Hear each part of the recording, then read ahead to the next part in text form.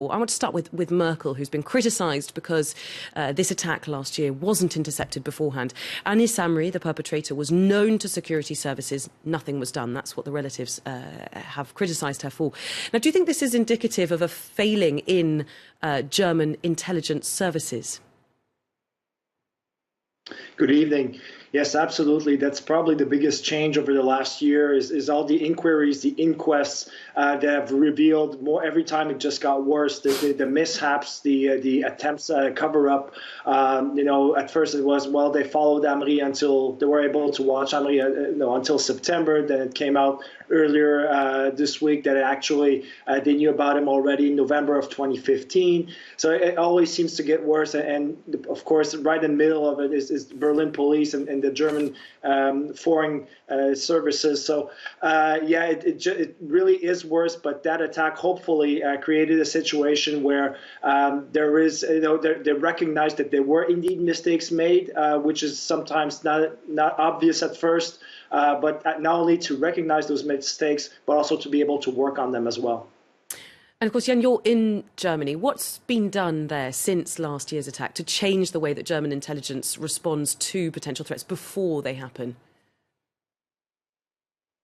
Well, it's pretty much it's the same but different in terms where there's a greater level of accountability. There's been they've hired much more personnel in the hundreds. Their goal is to reach about 3,500 new employees in that sector within the next 2 years. There's been a lot of investments, a lot of technology, but before that's actually implemented, it takes time. So it's the same, but it's different. There's been a lot of, obviously it was a big part of the election campaign in September. How do you deal with security? And as the mishaps were revealed, then obviously the pressure on the security services themselves to try to explain those mistakes and then to correct them, that's been the biggest change, aside from hiring more personnel. And of course, Germany has always defended its citizens' rights to privacy in recent history. Is last year's attack likely to change that, do you think? Will the security services encroach more on that privacy in an effort to keep citizens safe?